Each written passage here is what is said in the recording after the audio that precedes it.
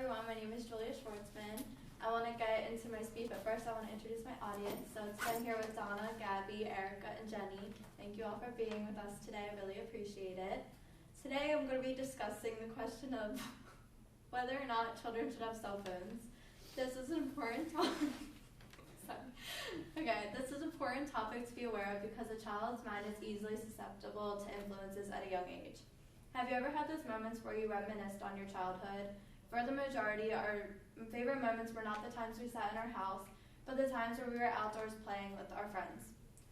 Do you remember the days when it was normal to ride your bike to a friend's house and enjoy freeze pops on a hot summer day? Recess consisted of playing Foursquare, Manhunt, and Hot Lava. These little moments defined our whole childhood. What happens when these moments are taken away from us and instead spent indoors playing on our phones, watching movies, playing video games, and social networking? For a lot of children, this is the new reality. Many children replace direct social interaction with technology each day. Today I'm here to inform my audience about the problems of premature exposure to technology, causes of the issue, and possible solutions. Although safety is a concern, having cell phones at a young age is unhealthy for a child's development. Technology can have a positive impact on the world. However, parents should advise their children to not let it take up their entire lives. The first concept I want to address is the overall problem of having a cell phone at a young age.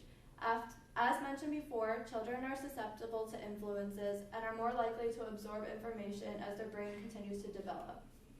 Children can potentially develop a problem with social interaction because when you're constantly in the habit of texting, it's possible that children would rather start texting their friends instead of meeting up with them in person or calling them on the phone. So this makes you lose interest in face-to-face communication, and it also develops a deficiency in dealing with problems face-to-face. Overall, you can get anxiety from constantly texting because if you're not practicing face-to-face communication, you're not going to be used to it. There's also an early exposure to social networking, so Facebook, Instagram, Twitter, Snapchat, all of those social networks can lead to a lot of different problems. There's very inappropriate content on Facebook and Instagram, whether it's nudity, violence, big political issues, and also it can make your children feel insecure with all the Instagram models and all that. There's also privacy and security reasons that are a problem for our children with technology because little kids are more concerned with getting thousands of followers rather than the online predators that might be watching.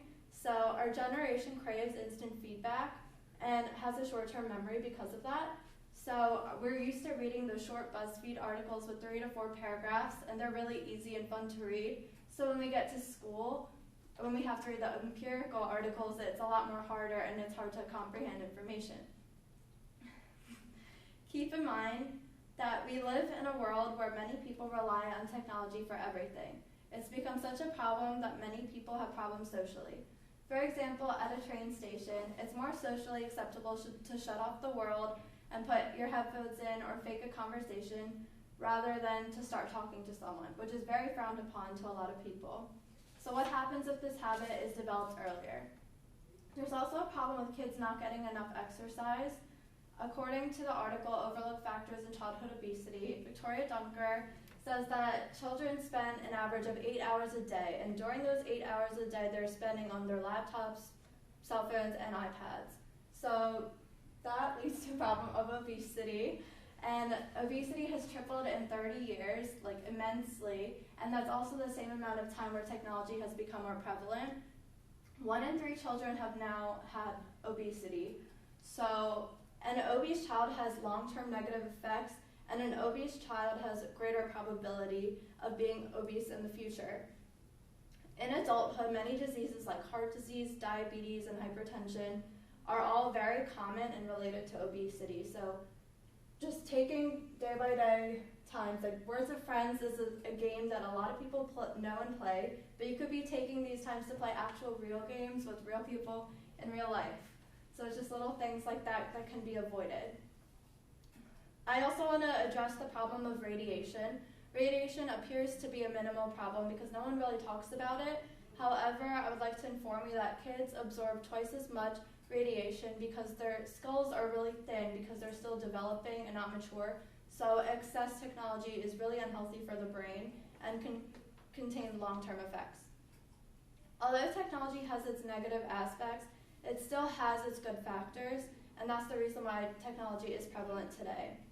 So there are safety reasons when your child is stuck in weather situations like tornadoes, storms in general. It's really good for parents to be able to get into contact with their children. Also, if you're left alone or feeling uncomfortable, it's also really beneficial for children to have contact with their kids, parents. There's also the practicality issue. So children that have after-school activities like sports or dance or whatever, it's really easy for parents to have quick information from their children. Taking a look at all these good points would make one feel that giving children cell phones wouldn't be that bad. However, is it still necessary to get children the latest iPads and iPhones and MacBooks to impress their friends? Technology can be a good thing, but when overly used, it really does take a toll on the development process. I'm not a person that believes that children with cell phones will all end up materialistic and socially inadequate. However, I do believe that moderation is key. So it's important to limit cell phone usage during homework, during dinner, especially when relatives come into town. A friend of mine went out to dinner with her kids and their grandma, who they haven't seen in a while, so she has to put their phones away, and that's one of the things that should be more practiced. And also, when you're talking to your children and you see them constantly on their phone, that's one thing that could be addressed early on, disciplined, so that that doesn't become a habit later in life. There's also no need for high-end technology. You really don't need a smartphone. You just need a basic flip phone that gets you to where you want to go. Like a lot of children are concerned about fitting in, and that doesn't need to be practiced. You just need to know safety concerns, texting, but no internet or social media. And also used for emergencies. So don't let your children grow up in a world where no one knows how to talk to each other anymore. Take action by disciplining your children early so that they develop into well-spoken individuals. Although technology has its positive factors, premature exposure to technology has immense negative side effects that contribute to your child's social growth.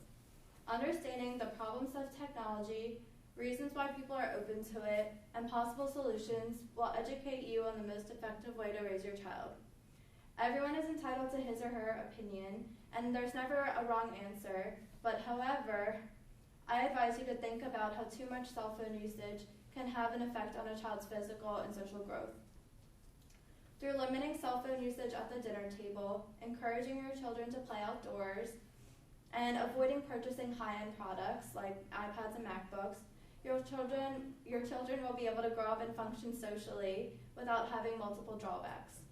We already notice the negative impact of excess technology today, so imagine how much more difficult it would be to get rid of bad habits when being exposed to it earlier. I advise you all to take a step back and think about what's more important, getting your kids the latest new iPhone or have them develop into well-rounded individuals. Our society has survived successfully without cell phones, so it can continue that way without it. All right, does anyone have any questions? I have a question. How old were you when your parents got you your first cell phone? When I was 12 or 13, I got a flip phone razor, so it didn't really have much, but it got the job done.